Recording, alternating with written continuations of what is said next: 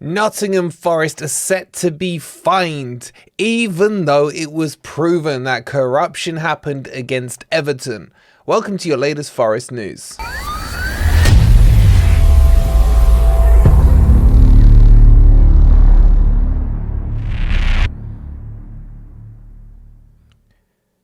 Good morning, good evening, or good night. I hope you guys are doing well, and welcome to your latest Nottingham Forest news.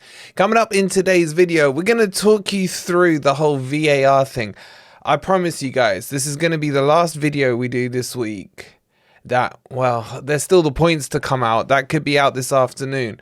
I just want to get back to talking football, but the news is the news and we're just going to have to deal with it as it comes. If you're enjoying the content, if you're sick of the corruption, let me know by hitting that like button. Subscribe to Forest Fan TV if you are new. And in the comments, just planning ahead, let me know how many points you think Forest might get back. Would it be 0, 1, 2, 3 or 4? Or maybe you think it's -1, 2 or 3. Let us know in the comments down below. And a massive thank you as always to everyone who's still donating for the new PC. As you can see, we're approaching 60% to the target, 1,200. You guys are amazing. If you got some spare change, I really do appreciate you chucking it into the fund. I'll leave the link pinned in the comments for you. Okay, so let's get into this. So to my surprise, Howard read Webb released the audio for the third tape, and I think he shouldn't have, because from the quotes and from the whole scene of it, I'm sure you guys have seen it already. We put a couple of pictures in the community tab, but it was horrific. And the fact that Michael Owen didn't push him whatsoever on this, to me, is just pathetic. The only thing Owen could come up with was, well, Howard, they told him, he said he had the ball.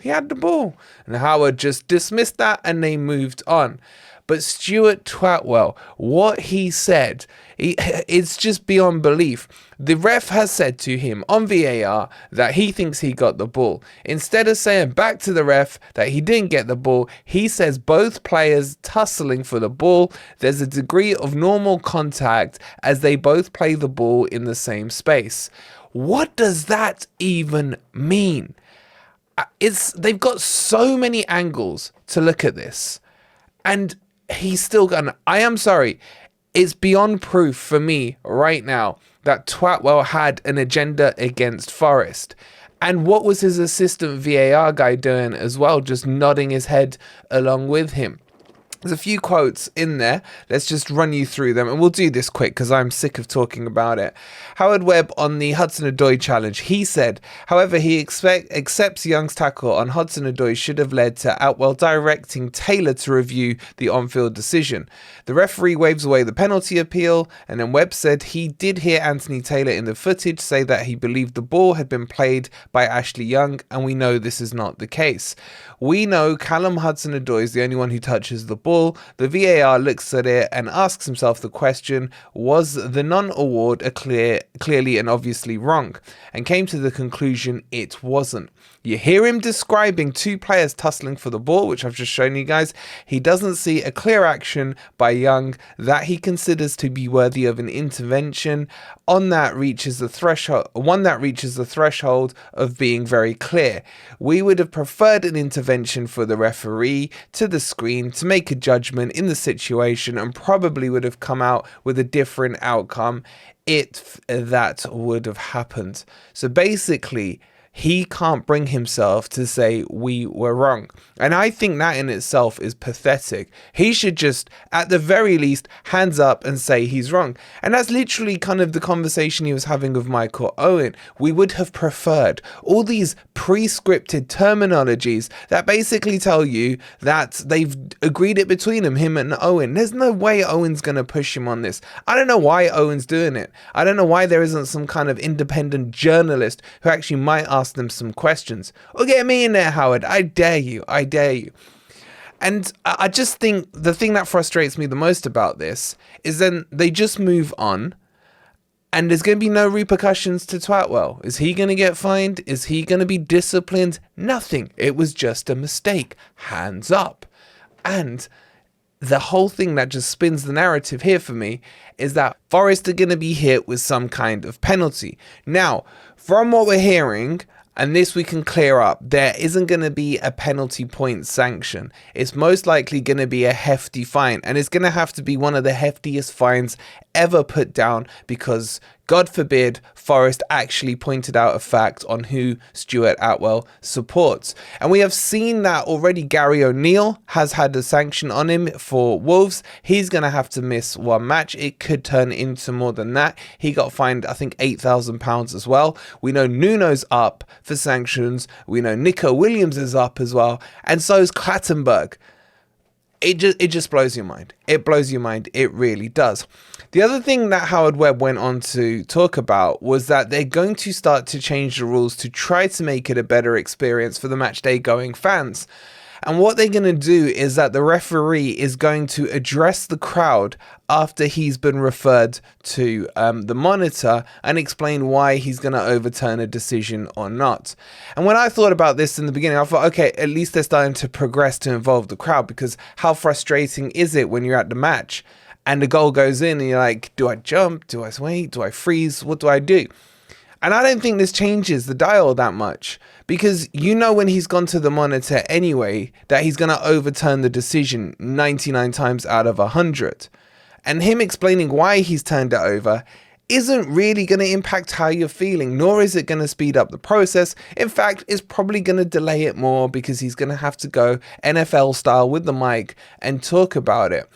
The only thing I agree with in terms of the changes they're making is the fact that they're bringing the semi-automated offside, but that still won't necessarily be used the whole time. If there are too many players in and around the situation or whatever it is they're reviewing, then they're going to go back to the lines. And also, the reason it's semi-automated is because they still have to select the players, as in who they think is the furthest man keeping him onside and who the furthest attacker is that's maybe in breach of the offside rule.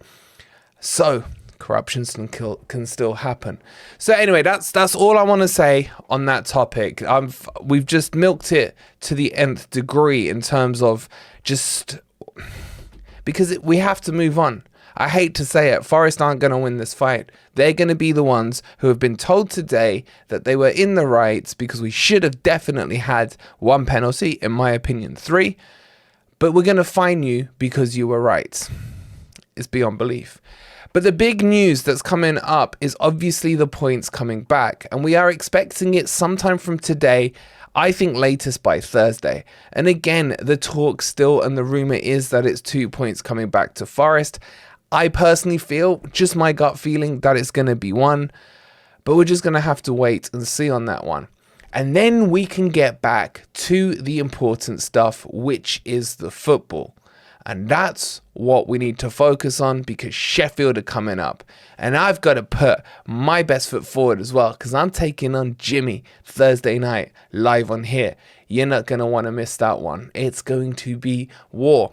But just very quickly, if we do assume that Forest do get 1 point and we can beat Sheffield United, that puts us 4 points clear of Luton if they lose against Everton. This Everton game, for me, again, is more important than the Forest game. With Burnley at home to Newcastle, Newcastle trying to get out of the Europa Conference spot into Europa, they're motivated. If things go our way this weekend, we could and should, and maybe it might be time to bring out the beachwear. Hope you've enjoyed the video. I know you guys are sick to death of it. I'm sick to death of reporting the corruption stuff and the VAR stuff, but it is what it is. As soon as the news breaks on the points, we'll bring you out a video on that as well. Please hit that like if you haven't already. Subscribe to Forest Fan TV if you are new. And if you do have a spare £1, I'll leave the collection screen for the PC on the end screen there. You've only got to go and click it. Thank you to everyone who's supporting us with that. See you on the next video. Come on, you Reds.